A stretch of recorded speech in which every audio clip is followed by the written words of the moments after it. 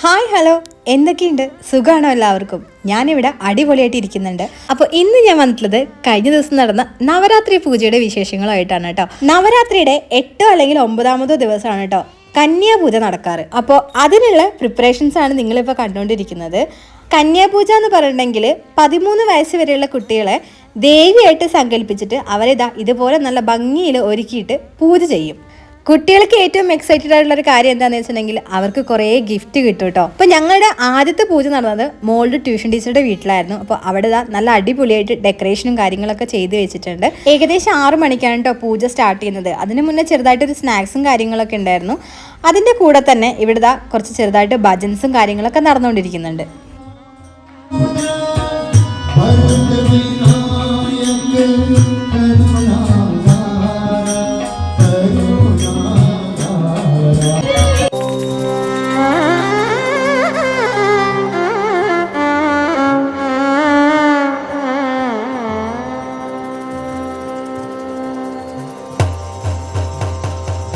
അങ്ങനെ കന്യകമാരെല്ലാവരും അകത്തേക്ക് പോയിട്ട് അവർക്ക് അവിടുന്ന് ഭക്ഷണവും അതുപോലെ തന്നെ ബാക്കിയുള്ള എല്ലാ പ്രസാദങ്ങളും കൊടുത്തതിന് ശേഷം ഗിഫ്റ്റാണ് കേട്ടോ ഇപ്പോൾ കൊടുത്തുകൊണ്ടിരിക്കുന്നത്. കുട്ടികളെല്ലാവരും കിട്ടുന്ന ഗിഫ്റ്റുകൾ എന്താണെന്നുള്ളത് നോക്കുന്നതിൻ്റെ തിരക്കിലായിരുന്നു കേട്ടോ. ഗിഫ്റ്റ് കൊടുക്കുന്നതിനൊപ്പം തന്നെ അവരെ അനുഗ്രഹിക്കുകയും വേണം കേട്ടോ. ദേവിയുടെ അനുഗ്രഹം കിട്ടുക എന്നാണ് ഇവർ പറയാറ്.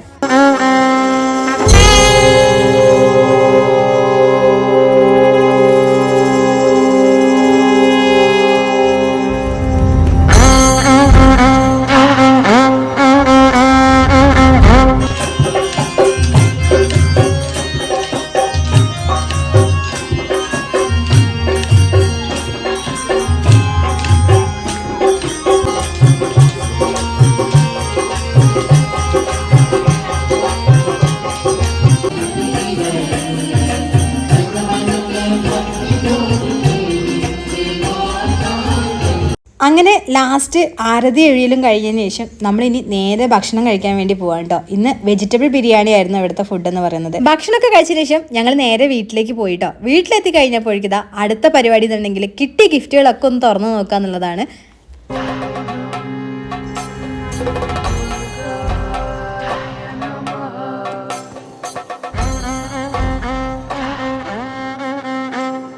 അങ്ങനെ എല്ലാ ഗിഫ്റ്റുകളും ഓപ്പൺ ചെയ്ത് നോക്കിയതിന് ശേഷമാണ് കേട്ടോ അവർക്ക് സമാധാനമായത്.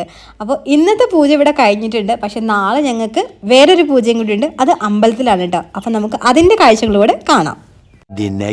അപ്പോൾ ഇന്നത്തെ കന്യാപൂജയ്ക്ക് കുറച്ചും കൂടി ഡിഫറെൻ്റ് ആയിട്ടുള്ള ഹെയർ സ്റ്റൈൽ ട്രൈ ചെയ്യാനായിട്ടോ വിചാരിച്ചിട്ടുള്ളത്. അപ്പോൾ അതുകൊണ്ട് തന്നെ എൻ്റെ കയ്യിലുണ്ടായിരുന്ന ഹെയർ എക്സ്റ്റൻഷനൊക്കെ വെച്ചിട്ട് കുറച്ച് ലോങ് ഹെയർ ആക്കി വെച്ചതിന് ശേഷം അങ്ങനെ ഒന്ന് മേക്കപ്പ് ചെയ്തെടുക്കാമെന്ന് വിചാരിച്ചിട്ട് അതിൻ്റെയാണ് പ്രിപ്പറേഷനാണ് നടന്നുകൊണ്ടിരിക്കുന്നത് കേട്ടോ.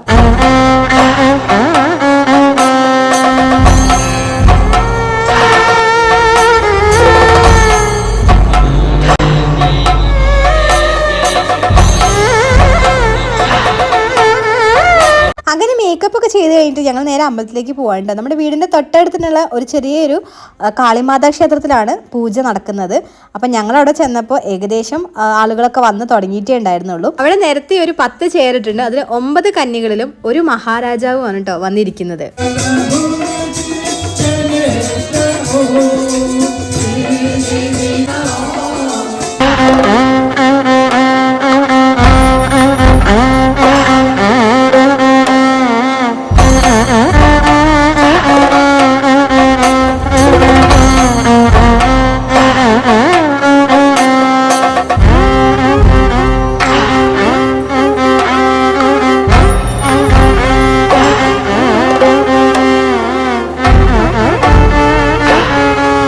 ഓരോരുത്തരായിട്ട് ഓരോ ചെയറിൽ ഇരുത്തിയിട്ട് പൂജ സ്റ്റാർട്ട് ചെയ്യാൻ വേണ്ടി പോകാൻ കേട്ടോ.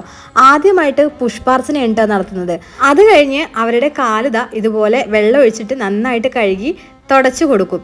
അതിനുശേഷം ദേവിക്ക് വെള്ളം കൊടുക്കുകയാണ്. വെള്ളം കൊടുത്തതിന് ശേഷം വസ്ത്രങ്ങൾ അർപ്പിച്ചു കൊടുക്കുകയാണ്. വസ്ത്രങ്ങൾ കൊടുത്തതിന് ശേഷം മാല ചാർത്തി കൊടുക്കുകയാണ്. അതിനുശേഷം ആരതി ഒഴിഞ്ഞതിന് ശേഷമാണ് കേട്ടോ പിന്നെ ഇവർക്ക് ഗിഫ്റ്റ് കൊടുക്കുന്നത്. സാധാരണ അമ്പലത്തിൽ എങ്ങനെയാണോ ഒരു പൂജ നടത്തുന്നത് അതിന്റെ എല്ലാ പ്രൊസീജിയറും ആണ് കേട്ടോ ഇവരുടെ ഫോളോ ചെയ്തുകൊണ്ടിരിക്കുന്നത്.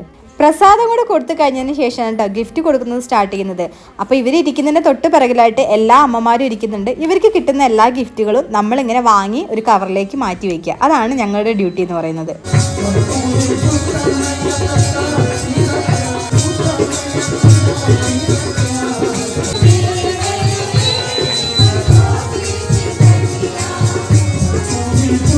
പൂജ കഴിഞ്ഞ് ഭക്ഷണം കഴിച്ച് കഴിഞ്ഞപ്പോഴേക്ക് ഏകദേശം 10-11 മണിയായിട്ടുണ്ടായിരുന്നു കേട്ടോ.